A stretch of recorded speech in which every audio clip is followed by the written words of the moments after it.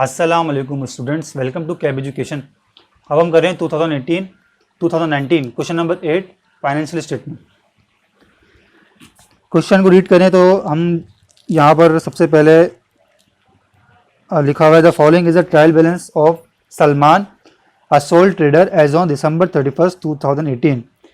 पहले हमें trial balance given है, इसके बाद data for adjustment adjusting entries का कुछ डाटा हमें गिवन है।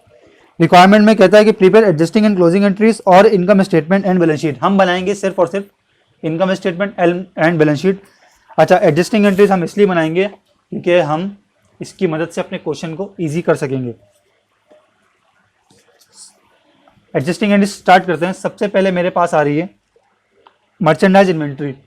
आपको मैंने बताया है कि मर्चेंडाइज इन्वेंट्री की जो एंट्री बनती है बेसिक्स में, वो है मर्चेंडाइज इन्वेंट्री डेबिट और ट्रेडिंग अकाउंट क्रेडिट। अमाउंट यहाँ पर जो गिवन है वो 25,000 रुपये डेबिट हो गया और 25,000 से क्रेडिट हो गया।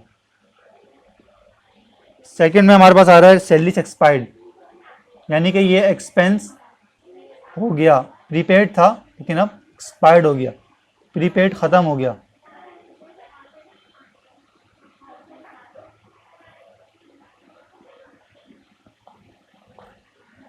$6,000 डेबिट और 6,000 क्रेडिट। थर्ड में आ रहा है अनपेड रेंट, ये वो रेंट है जो अभी पे नहीं हुआ, तो रेंट एक्सपेंस डेबिट और रेंट पेएबल क्रेडिट 2,000 रुपये। ठीक है, रूल्स में आप जाएंगे, आपको एक्सपायर्ड की भी मैंने लिखवाई है, आपको मैंने अनपेड की भी बताई है, मैंने आपको सब एंट्रीज बताई हैं। डेप्रिसिएशन हमारे दो हैं, एक फर्नीचर है FUR, allowance for depreciation credit, एक तो 2,000 रुपये, और मशीनरी का हमारे पास आ रहा है, ये हो गए 1, ये हो गई 2, अलाउंस फॉर जो 1,000 रुपये। MSC machinery. नंबर 5 में आ रही है हमारे पास, ये नंबर 4 थी, ये 5 है और ये 6 हो गई। नंबर 6 में हमारे पास आ रही है bad debt expense. Bad debt expense debit और allowance for bad debt credit 800 रुपये।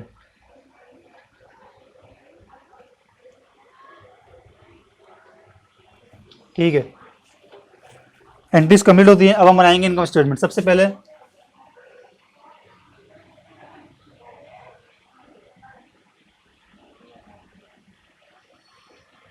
मैं अपने पास लिखूंगा सेल्स, और सेल्स मुझे गिवन है 2 लाख रुपए। 2 लाख रुपए मैंने लिख लिए। इसमें से मैं माइनस करता हूं सेल्स रिटर्न और सेल्स डिस्काउंट। क्या दोनों गिवन हैं? जी बिल्कुल, दोनों गिवन है। सेल्स रिटर्न गिवन है 2,000 रुपये और सेल डिस्काउंट है 1,500 रुपये। तो ये हो गया दोनों मिला के 3,500। 3,500 माइनस करें तो हमारे पास नेट सेल्स कितनी आती है,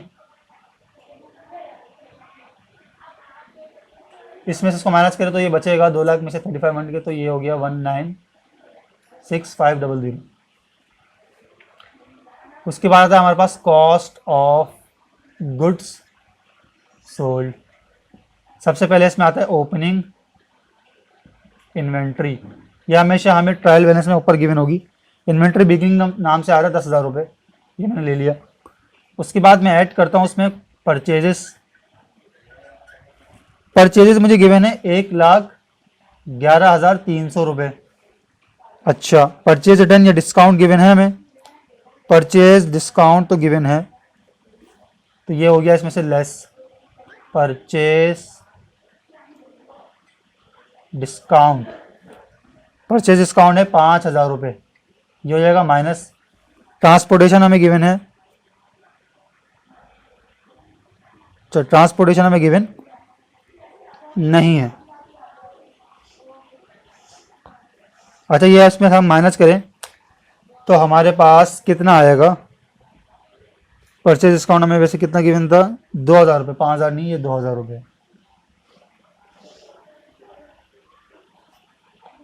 और ये हमारे पास नेट परचेज आएगी। नेट परचेज कितनी है हमारे पास? 1,09,000। और ये गुड्स अवेलेबल और सेल। अब इसमें इसको ऐड करूँ तो ये हो जाएगा 1,19,300 रुपये। फिर हम इसमें से माइनस करेंगे क्लोजिंग इन्वेंट्री। अच्छा ये वाली नहीं, ये तो बैलेंस शीट में आएगी, ट्रेड वाली। 25,000 रुपये इसमें से माइनस करेंगे हम तो हमारे पास आ जाएगा कॉस्ट ऑफ गुड्स सोल्ड। 1,19,300 में से 119,300 माइनस 25,000, यह आता 94,300। 94,300 ये कॉस्ट ऑफ गुड्स सोल्ड है। और ये हम माइनस करें 106,500 में से, तो वहाँ पर आएगा ग्रॉस प्रॉफिट कितना? 12,200 रुपये। ये आ गया हमारे पास ग्रॉस प्रॉफिट। 1,19,6,500 माइनस 943, यह आ गया मेरे पास 1,02,200। ये ग्रॉस प्रॉफिट है, ठीक है भाई, ये रहा।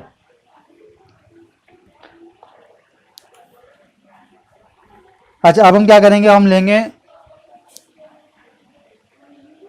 Operating expenses.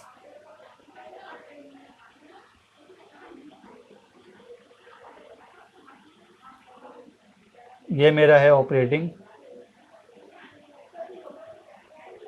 सबसे पहले मैं देखूँ क्वेश्चन में मैं कौन से एक्सपेंसेस गिवन है। एक्सपेंसेस जो सबसे पहले आ रहा है मेरे पास, रेंट एक्सपेंस। एक ही एक्सपेंस आ रहा है, रेंट एक्सपेंस, जो कि 8,000 रुपये है। अच्छा एक एक्सपेंस वहाँ पे भी है, एक हमारे पास एक्सपेंस ये भी है। 8,000 क्वेश्चन में गिवन है, 2,000 एडजस्टिंग एंट्रीज में, तो ये टोटल हो गया 10,000 रुपये। और कोई एक्सपेंस नहीं है। बाकी के एक्सपेंसेस हम यहाँ से उठाएंगे। हम उठाएंगे सैलरीज एक्सपेंस, डेप्रिसिएशन, ये डेप्रिसिएशन और बेड डेट। इसके बाद हमारे पास सैलरीज आ रहा है 6,000 रुपये। डेप्रिसिएशन मेरे पास फर्नीचर का और डेप्रिसिएशन मेरे पास मशीनरी का अलग अलग गिवन है। 2,000 रुपये फर्नीचर और 1,000 रुपये मशीनरी का। मेरे पास बेड डेट एक्सपेंस भी आ रहा है। बेड डेट एक्सपेंस कितना है हमें गिवन? 800 रुपये। चलें ये सारे एक्सपेंसेस हो गए, इनको तो टोटल कर लेते हैं। 10,000 प्लस 6,000, ये 16,000 हो गया। और 2,000 भी ऐड करें, इसमें 1,000 और ऐड करें और 800 ऐड करें, तो ये हमारे पास कोई 19,800 बनता है। 19,800 टोटल ऑपरेटिंग एक्सपेंस। TOCE मतलब TOE टोटल ऑपरेटिंग एक्सपेंस। हमारे पास अदर इनकम है कोई? हम ये भी देख लेते हैं। अदर इनकम हमें कोई भी गिवन नहीं है, तो हमारे पास डायरेक्ट क्या आएगा? नेट प्रॉफिट या नेट इनकम। अच्छा अभी कैसे आएगा? हमने 1,02,200 में से माइनस करना 19,800, तो मेरे पास 82,400 का क्या आ गया? Net profit. ये मेरा क्या कहलाएगा? Net profit 82,400।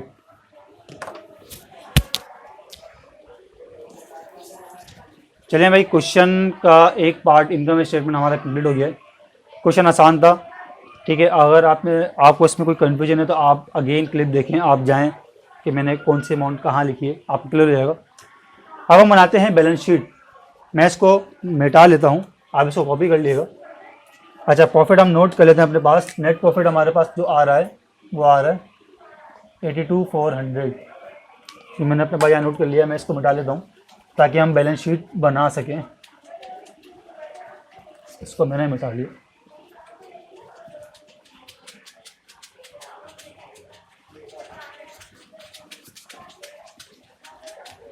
चलें भाई, अब हम बनाने जा रहे हैं बैलेंस शीट। यहाँ लिख लिया मैंने क्या, बैलेंस शीट। सबसे पहले मेरे पास आते हैं एसेट्स और यहाँ आते हैं इक्विटीज। एसेट्स में मैं सबसे पहले लेता हूँ करंट एसेट्स।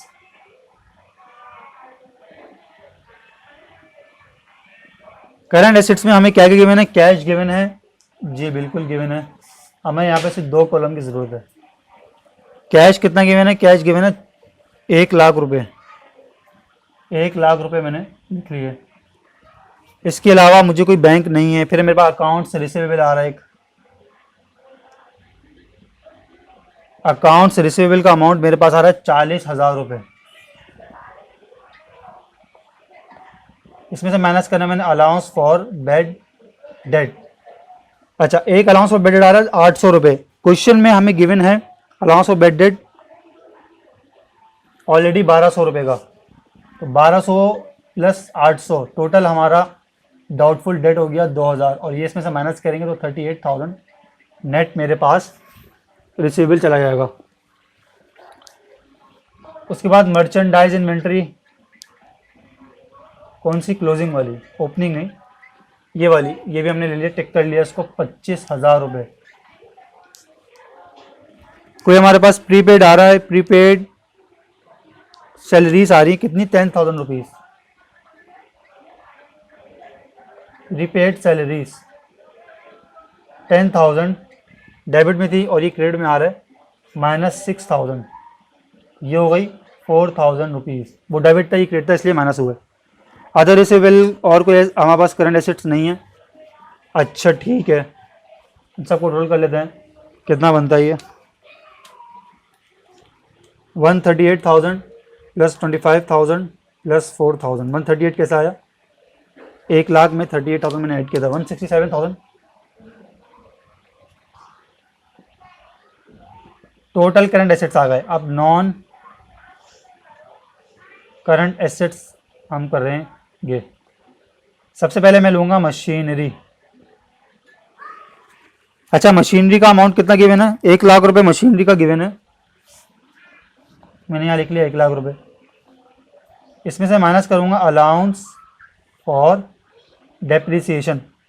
मशीनरी का अलाउंस फॉर डेप्रिसिएशन एक तो 1,000 रुपये ये रहा, और हमारे पास क्वेश्चन में भी गिवन है अलाउंस फॉर डेप्रिसिएशन 10,000 ऑलरेडी एक और गिवन है, तो ये 11,000 रुपये माइनस हो जाएंगे। और 11,000 जब माइनस किए तो हमारे पास कितना आया, ये आ जाएगा 89,000। इसी तरह से फर्नीचर में लूँगा, और फर्नीचर का अमाउंट जो गिवन है वो है 65,000 रुपीज़, और इसमें से मैं माइनस करूँगा अलाउंस फॉर डेप्रिसिएशन, और ये आ रहा है 2,000 रुपये क्रेडिट वाला। 2,000 माइनस हो गया, कितना हो गया 63,000। और टोटल एसेट्स मेरे पास कैसे आएंगे, टोटल एसेट्स मेरे पास इस तरह से आएंगे कि मैं लूँगा 167 प्लस 89,000 प्लस 63,000, 319,000 यानी कि 3,19,000 रुपये मेरे पास एसेट्स आ गए। अब इसी तरह से इक्विटीज़ में हम आए तो सबसे पहले हम लिखेंगे करंट लायबिलिटीज। अकाउंट्स पेबल में देखता हूँ सबसे पहले करंट लायबिलिटी में, अकाउंट्स पेबल 42,000 गिवन है। अकाउंट्स पेएबल 42,000 रुपीज़ तो ये आ गए। इसके अलावा मेरे पास एक रेंट पेएबल है,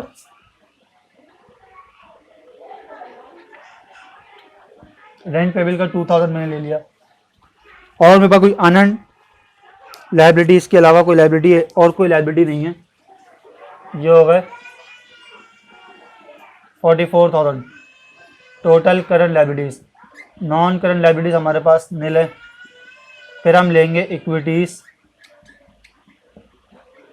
इक्विटीज़ में हम सबसे पहले लेंगे कैपिटल। कैपिटल हमें कितना गिवन है? कैपिटल सलमान का गिवन है हमें 1,92,600, 1,92,600। इसमें हम ऐड करेंगे नेट प्रॉफिट। नेट प्रॉफिट मैंने नोट किया हुआ है 82,400, ये ऐड हो जाएगा इसमें। और हमें कोई ड्राइंग गिवन है तो हम वो भी ले लेते हैं।